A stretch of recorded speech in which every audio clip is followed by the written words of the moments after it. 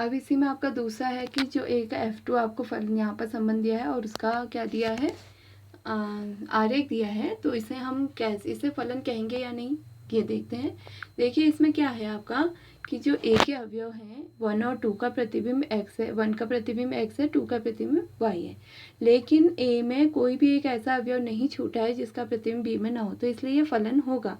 B में कोई भी अवयव छूट सकते हैं लेकिन ए में कोई भी अवयव नहीं छूटना चाहिए। तो यहाँ पर लिखा भी है संबंध F2 समुच्चय ए से बी में एक फलन है, क्योंकि F2 के अंतर्गत समुच्चय ए का प्रत्येक अवयव बी के अद्वितीय अवयव से क्या है, संबद्ध है, इसलिए ये एक फलन है।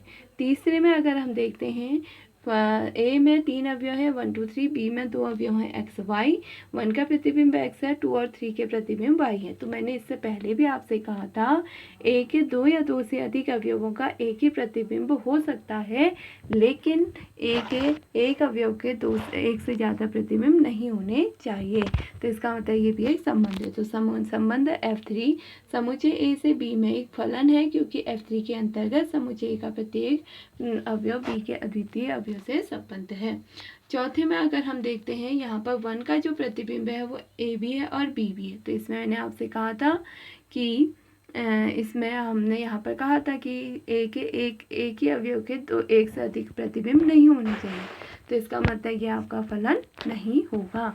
तो समुच्चय F4 समुच्चय ए से बी में फलन नहीं है, क्योंकि 1 बिलोंग्स टू ए, 1 ए के अंदर है और समुच्चय बी में इसके 2 प्रतिबिंब बन रहे हैं ए और बी, इसलिए एक फलन नहीं है। अब इसमें फलन का डोमेन, सह डोमेन और परिसर ये भी मैंने आपको बताया था कि अगर हमारे पास कोई फलन F mapping A to B है तो हम ए को फलन का डोमेन यानी प्रांत कहते हैं, बी को फलन का सह प्रांत यानी कोडोमेन या सह डोमेन कहते हैं, और परिसर जो एक के अवयव का जो प्री में प्रतिबिंब बना होता है उन अवयवों को हम क्या कहते हैं, परिसर कहते हैं। और परिसर सह प्रांत का उपसमुच्चय होता है या कहीं कहीं पर सह प्रांत के बराबर होता है। अब इसी में आपका एक्सरसाइज में आएगा समान फलन, नहीं सॉरी, इसमें अब समान फलन ये भी मैं आपको बता चुकी हूँ। अगर हमारे पास 2 फलन है F mapping A to B तथा G mapping A to B, तो वो समान कब होंगे, Fx बराबर Fgx जब F का प्रांत सह प्रांत के G के प्रांत के बराबर हो, F का सह प्रांत G के सह प्रांत के बराबर हो, और x के प्रत्येक मान के लिए Fx और Gx के मान भी क्या होंगे, बराबर होंगे। फिर इसमें आता है एक रियल फंक्शन यानी वास्तविक फलन। ये तो इजी है कि अगर F mapping A to B है तो इसमें ए और बी दोनों क्या होने चाहिए, वास्तविक संख्याओं के समुच्चय के उपसमुच्चय होने चाहिए, तो इसे हम वास्तविक फलन कहते हैं। अब इसी में आपका आता है वास्तविक फलनों का बीजगणित, जोड़ घटाना। जैसे यूनियन इंटरसेक्शन था आपका, तो यहाँ पर जोड़ घटाना है। जोड़ घटाने का मतलब है यदि हमारे पास 2 फलन है F mapping x to r और G mapping x to r, तो अगर हमारे पास 2 फलनों का योग आता है तो योग F प्लस G, तो ये x, और इसमें एक चीज़ ध्यान रखना कि यहाँ पर तो आपको कहीं पर ये x बिलोंग्स टू r कहा जाएगा, जहाँ यानी x जो होता है वो हमेशा प्रांत को बिलोंग करता है, राइट। ये मैं आपको बता चुकी हूँ बार बार कि जो x होता है वो प्रांत को बिलोंग करता है, क्योंकि यहाँ प्रांत क्या है, x कैपिटल x है तो उससे बिलोंग करेगा।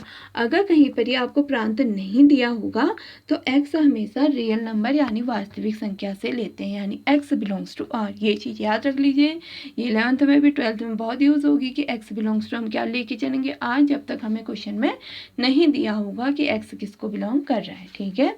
तो यहाँ पर कुछ सूत्र हैं कि अगर हमारे पास 2 फलन F mapping x to r तथा G mapping x to r है तो हम कहते हैं F plus G into x होता है Fx प्लस Gx, और ऐसे F minus G into x होता है Fx माइनस Gx।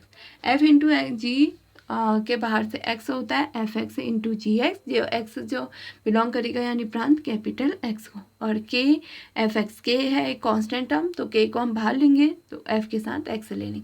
ऐसे f upon g x equal to होता है Fx अपॉन Gx। ये तो आपको याद ही करने फॉर्मूले हैं। फिर इसी में आपका एक एक्सरसाइज में आएगा प्रांत और सहप्रांत या परिसर ज्ञात है, प्रांत और सह परिसर ज्ञात करना आएगा। तो एक चीज़ ध्यान रखना कि जैसे हमारे पास है कि f(x) बराबर आपके पास क्या है, x² है, और जो f की मैपिंग है वो आपकी R to R है। तो इसमें मैंने आपको प्रांत के लिए बताया था कि जो प्रांत होता है वो पहला वाला सेट होता है, यानी वास्तविक संख्या से में हम x का मान कुछ भी रख सकते हैं। तो दिए गए फलन में जो x की वैल्यू होती है वो प्रांत कहलाती है। तो यहाँ पर देखिए परिभाषा में भी यही लिखा होगा कि किसी फलन f(x) का प्रांत ज्ञात करने के लिए उन सभी वास्तविक संख्याओं x का समुच्चय ज्ञात करते हैं जिनके लिए f(x) एक वास्तविक संख्या है। यानी जो प्रश्न आपको दिया होगा हम उसमें x के मान कहाँ से कहाँ तक ले रहे हैं, क्या कर रहे हैं, यानी x की वैल्यू आपकी प्रांत होगी। जबकि परिसर क्या होगा, वास्तविक फलन का परिसर ज्ञात करना है।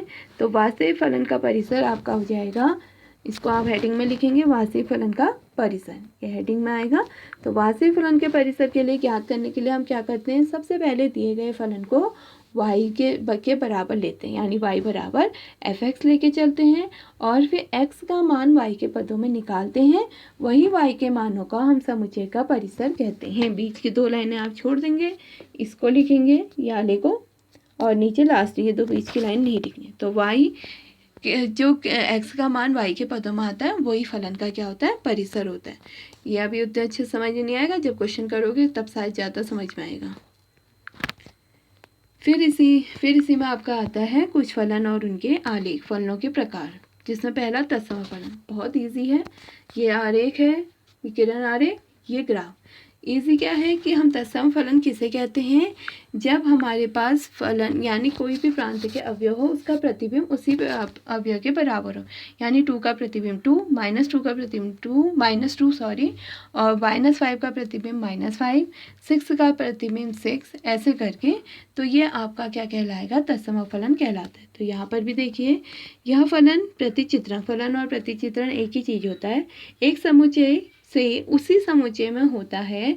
यदि वास्तविक संख्याओं के R से R समुच्चय R में एक फलन f है, ऐसा है कि प्रांत समुच्चय R का प्रत्येक अवयव सह प्रांत समुच्चय R से स्वयं से संबंधित हो, यानी 1 1 से संबंधित होगा, 2 2 से संबंधित होगा, 3 3 से संबंधित, तो उस फलन को हम क्या कहते हैं, तत्सम फलन कहते हैं। अगर हम परिभाषा कहेंगे तो f(x) किसके बराबर होना चाहिए, x के। मैंने बताया था ना इसमें ये कि ये इसका प्रतिबिंब ये है, तो x का प्रतिबिंब x होगा, तो आपका फलन कैसा होगा, तत्सम फलन होगा।